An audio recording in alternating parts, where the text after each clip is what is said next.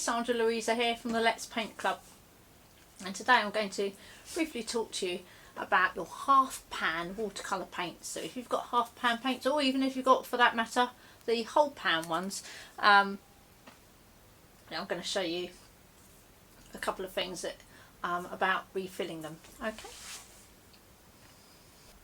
Okay, so I've got my sketches boxes here, and the top one is relatively new, but what you can do is, if you start finding that you're running out of paints in your pans here, so these are half pans, a whole pan would be double the size of this, and you can actually score around the edges carefully with a craft knife, because it does tend to get a bit dirty and sort of stuck in there with the paint around the edges. Score it out and then lever the half pan or the whole pan out of the actual box itself, and then you can buy some new ones. So I've got new ones here, which I think are great. They're so tempting.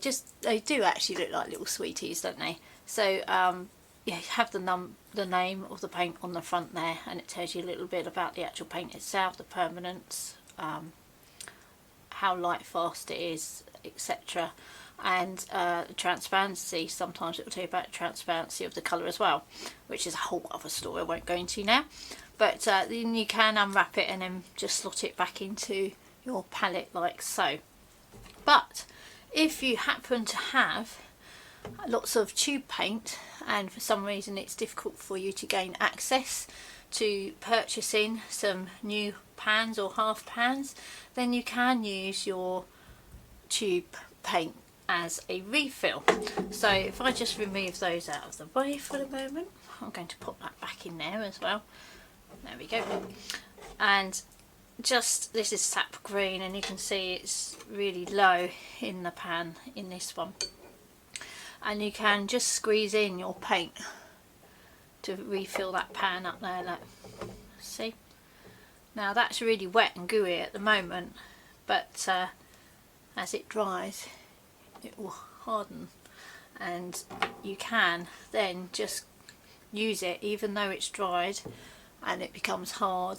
You can actually then re-wet it and use it just like the ordinary pan paints. So that's a bit of a tip there. I know I've been caught short before, not being able to gain access to new paints, or I've had tube paints that I've been given and not particularly wanted to use, so I've used them as refills. And in fact, if you look at this one, you'll see that I've done that quite a bit with this box of paints. If I just show you a little bit closer, so quite a few of the colours have been refilled with the tube paint, and it's perfectly fine. It does the job okay.